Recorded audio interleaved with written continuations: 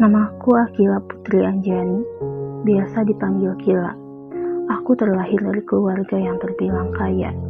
Ayahku seorang direktur di perusahaan Laba Jaya, salah satu kantor besar di Indonesia. Ibuku seorang desainer ternama sekaligus pemilik butik terkenal di Jakarta. Kemewahan dan fasilitas yang lengkap sudah aku miliki sejak aku lahir. Lalu apalagi yang kurang? Apapun yang kuinginkan sudah pasti terlaksana.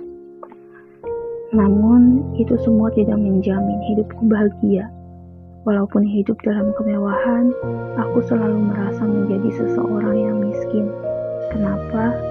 Karena yang kubutuhkan bukan hanya harta, tapi cinta dan kasih sayang orang tua. Sudah 18 tahun aku hidup di dunia ini, tapi tidak pernah aku merasakan yang namanya kasih orang tua. Mereka terlalu sibuk dengan bisnis dan karir mereka, sampai aku putrinya diabaikan. Hal itu juga dirasakan oleh Kak Arya, kakakku. Namun berbeda denganku, Kak Arya lebih menunjukkan rasa kecewanya dengan sikap dan pergaulannya yang bebas. Ia lebih sering pergi ke klub atau balapan liar bersama teman-temannya. Malam itu, aku merebahkan tubuhku di kasur. Hari ini, aku merasa sangat lelah setelah seharian sekolah dan dilanjut dengan latihan paskibra. Kebetulan, aku mengikuti ekskul paskibra di sekolah. Ketika mataku mulai lelah dan ngantuk, tiba-tiba saja, aku merasakan sakit yang luar biasa di bagian perutku. Aku meringis kesakitan. Sekuat tenaga aku tahan rasa sakit itu. Aku mencoba melangkah untuk mengambil obat di laci. Dengan tangan yang gemetar menahan sakit, ku ambil obat yang tinggal satu itu, lalu ku minum. Setelah beberapa saat kemudian, obat itu menunjukkan reaksinya. Rasa sakitnya perlahan mulai hilang. Beberapa bulan terakhir ini, aku memang sering bolak-balik ke dokter untuk mengecek penyakitku, yaitu kanker usus besar.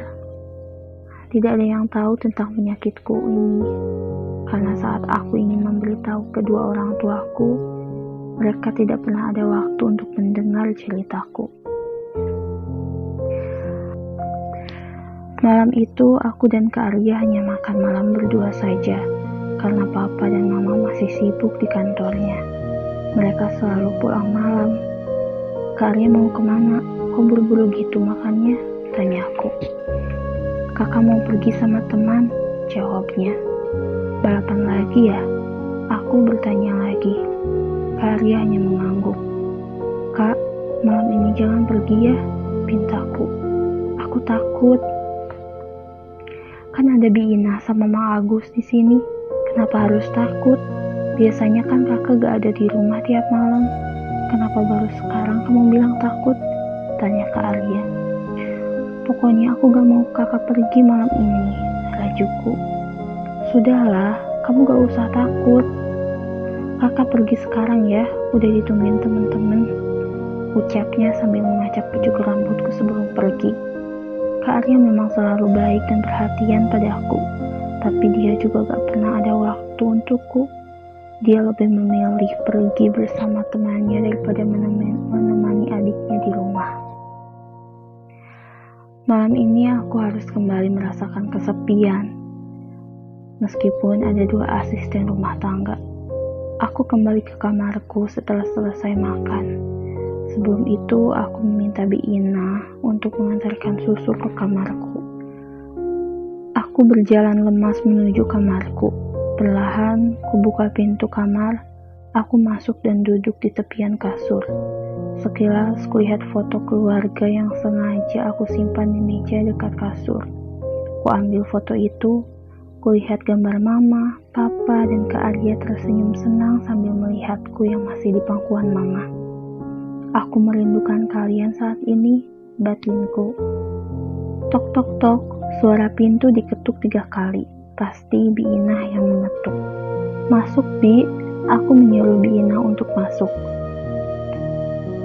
Ini non, susunya. Bibi taruh sini ya, ucap Bi Ina. Aku tidak menjawabnya. Bi Ina juga tidak asing lagi dengan sikapku yang acuh dan cuek.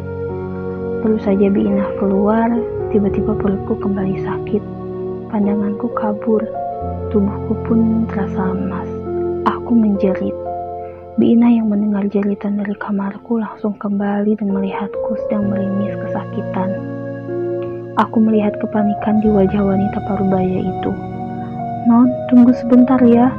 Biinah pergi keluar rumah dan memanggil Mang Agus untuk menyiapkan mobil. Terdengar juga ia menelpon Mama. Setelah itu ia kembali masuk ke kamarku menghampiri. "Ayo Non, kita ke rumah sakit." Biinah membopongku keluar menuju mobil. Saat di teras rumah, Kak Arya datang dengan raut wajah yang panik. Air matanya menetes kala melihatku. Kak Arya mengambil alihku dari Biinah. Ia membaringkanku di pangkuannya. Aku melempar senyuman padanya meski sakit ini tidak tertahan lagi. "Jangan menangis, Kak. Sebentar lagi aku bakalan tenang dan kakak gak perlu khawatir lagi sama Kila," diriku dengan terbata-bata. "Tidak, Kila. Kamu pasti kuat. Adik kakak gak boleh kayak gini," ujar Kak Arya. "Aku udah gak kuat lagi, Kak.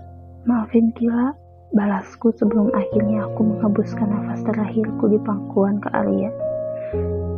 "Kila," jerit Kak Arya. Setelah itu barulah Mama dan Papa datang. Menyaksikan Kak Arya tengah menangis sambil memelukku erat.